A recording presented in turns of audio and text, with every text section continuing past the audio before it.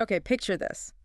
You're out doing something totally normal, maybe looking for lost animals, just a regular day. Right. Happens to the best of us. And then, bam, everything changes.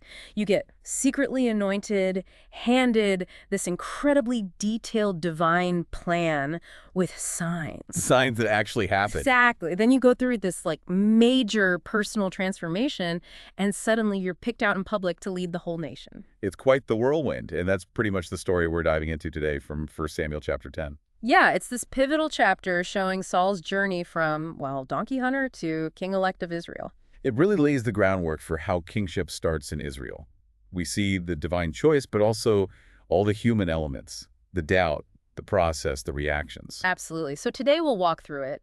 That secret anointing first, then these incredibly specific signs Samuel gives Saul. And that transformation he undergoes, that's key. Definitely. Then the public selection, which has its own little drama, doesn't it? Oh yeah, the hiding bit, classic.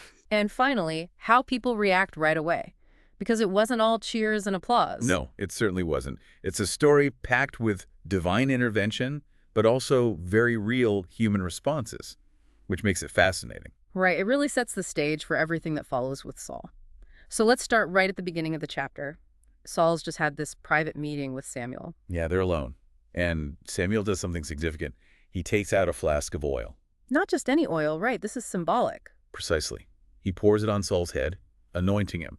It's this physical act of setting someone apart for God's purpose, a leader. And the text even mentions he kisses him. What's that about? It could signify respect, maybe allegiance, sort of sealing the deal in that cultural context. And Samuel spells it out. Has not the Lord anointed you leader over his inheritance? Wow. So no ambiguity there. In private, Saul gets the message loud and clear. God chose you. A huge weight to suddenly carry. But Samuel doesn't just say it and leave him hanging. He gives him proof. This is the roadmap part, right? These signs. Exactly. A series of incredibly specific, verifiable things that Saul will encounter almost immediately. It's like God saying, see, this is real, pay attention. And they're not vague prophecies either. What's the very first one? As soon as he leaves Samuel, he's told he'll meet 2 men near Rachel's tomb at Zelzah. Okay. And these men will tell him, first, the donkeys are found the very reason he was out in the first place. Right, connecting back to his original task. But second, and this is more personal, they'll say his father's now stopped worrying about the donkeys and is actually worried sick about him. What shall I do about my son? So it confirms the mission is over, but also shows this divine insight into his family situation. Grounded, yet supernatural. What's next? Sign number 2. He keeps going until he reaches the great tree of Tabor, a landmark. Gotcha. There, he'll meet 3 men heading up to Bethel, specifically to worship God. Okay, 3 men going to worship. Anything else special about them? Oh yeah, the details are amazing. One's carrying 3 young goats, another has 3 loaves of bread, and the third has a skin of wine. Very specific provisions for their journey or offering. 3 goats, 3 loaves, 1 skin of wine. That is incredibly precise. It really is. And sign number 3 builds right on that encounter. So what happens with these 3 men? They won't just walk past him. Samuel says they will greet Saul and offer him 2 of their loaves of bread. 2 loaves specifically. Yes, and Samuel's instruction is key. Which you will accept from them. He has to participate, take the bread offered. It's another small, concrete step confirming the divine script. So far, the signs are quite ordinary. I mean, meeting people, getting news, being offered food. Specific but not earth-shattering miracles. Exactly. They root the extraordinary call in everyday life. But the 4th sign, that one's different. It takes him to Gibeah of God. Gibeah. And the text mentions a Philistine outpost there. There's just a subtle reminder of the political reality that challenges Israel faces, the very reason they wanted a king. It hints at the job ahead. So what happens at Gibeah? As he gets near the town, Samuel predicts he'll run into a procession of prophets coming down from the high place. A high place, like a local worship center. That's right. Often associated with worship, sometimes prophetic activity. And this isn't a quiet group. How so? Samuel paints a picture. They're playing music lyres, tambourines, flutes, harps, and they are actively prophesying. It's a dynamic, noisy, spiritually charged scene. Okay, that sounds much more dramatic than the first few signs. And it leads to the climax of the signs, the internal one. The predicted transformation. What does Samuel say will happen to Saul then? He says right there, when he meets these prophesying musicians, the Spirit of the Lord will come upon you in power. In power. Not just a gentle nudge. No, this is emphatic. And the result, you will prophesy with them, and you will be changed into a different person. Changed into a different person. That's profound. What does that even mean? It implies a fundamental shift. Not just feeling inspired, but being divinely equipped, given a new capacity, maybe courage, insight, connection to God he didn't have before.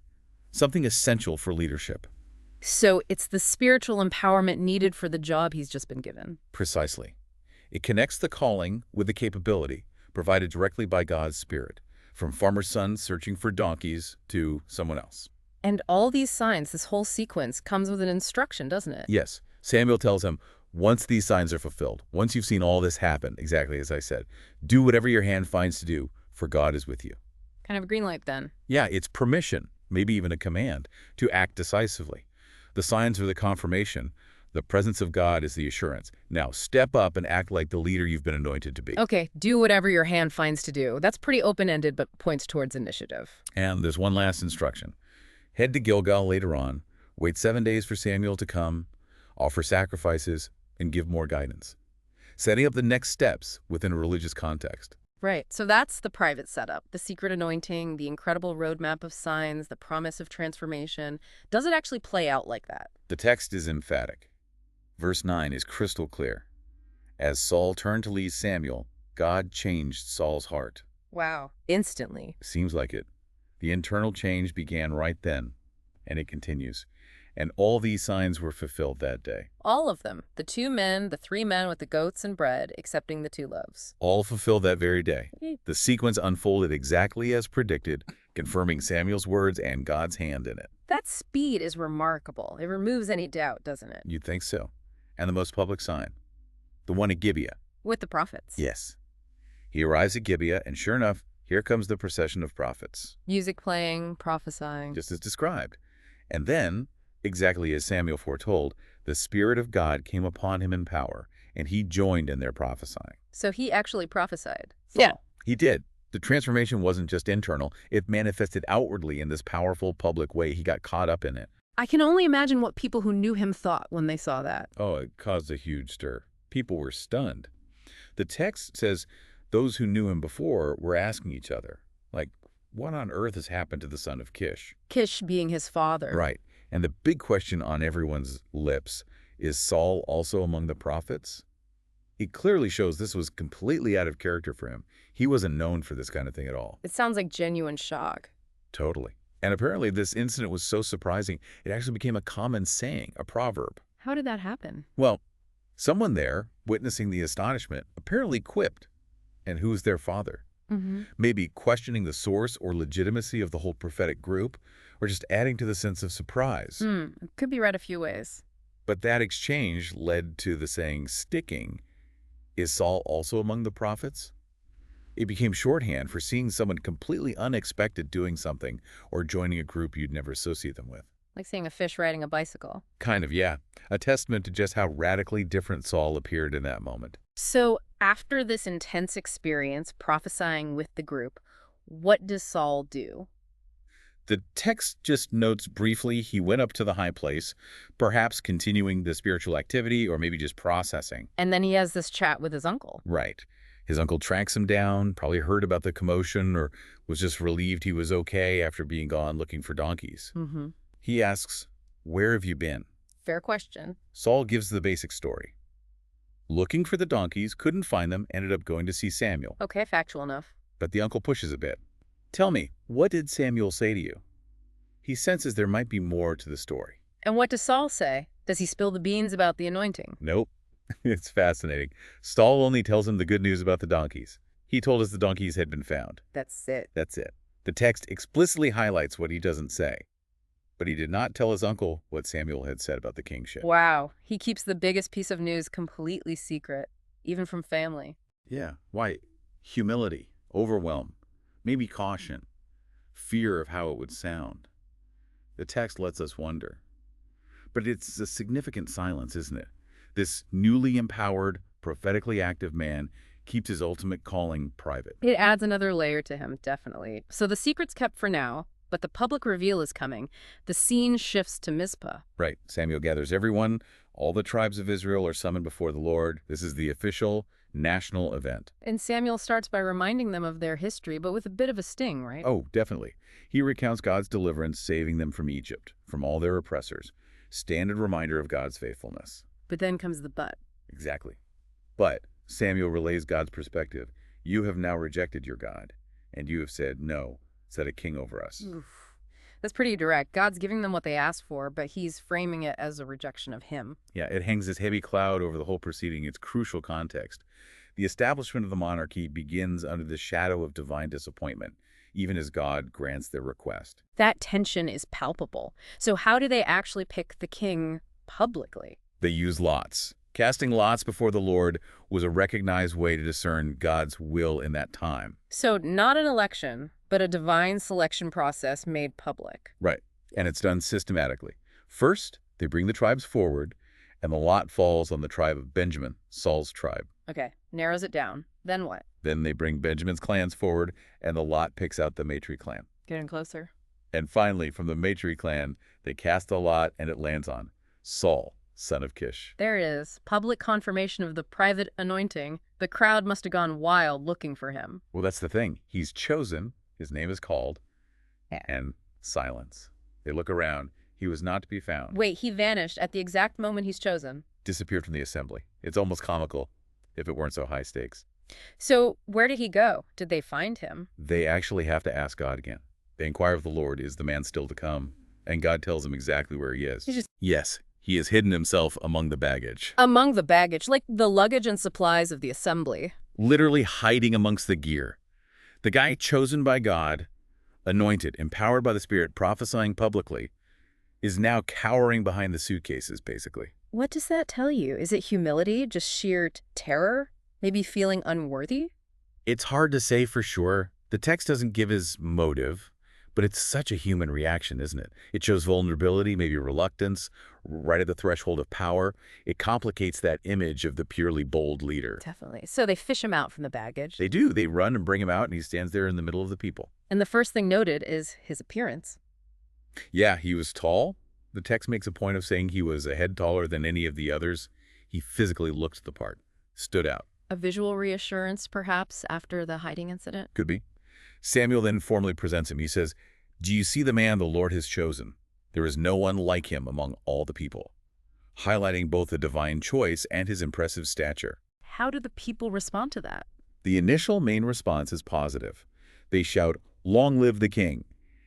It's the moment of public acclamation, acceptance. Okay, so general support initially. And Samuel takes the moment to formalize things. He explains the regulations of kingship. Like the rules of the road for being king. Presumably. The rights and responsibilities, probably within the framework of God's law. He writes it all down on a scroll, deposits it before the Lord, anchoring the monarchy in their covenant, and then dismisses the assembly. So the ceremony's done, the framework's laid out, Saul heads home. Yep, back to Gibeah. Yeah. And he doesn't go alone. The text says he was accompanied by valiant men whose hearts God had touched. Ah, so he has an immediate core group of supporters, divinely inspired ones. Exactly. Some people are immediately on board, committed to him and his leadership, prompted by God. But that's not the whole story, is it? The chapter ends on a more complex note. No, it balances the support immediately with dissent. Right after mentioning the valiant men, it says, "But some troublemakers said, 'How can this fellow save us?'" Wow, direct challenge right out of the gate. And contempt, too. It says, "They despise him and brought him no gifts." Refusing to bring gifts was a clear sign of rejecting his authority, withholding allegiance. So you have this instant split. God-touched supporters on one side, scornful detractors on the other, all in the same moment of him becoming king. It paints a really realistic picture of leadership, doesn't it? Even divinely appointed leadership doesn't guarantee universal acceptance. There's immediate doubt, skepticism, outright rejection alongside the cheers. Sets a challenging tone for his reign from day one. How does Saul handle this open contempt? Does he confront them? Again, silence.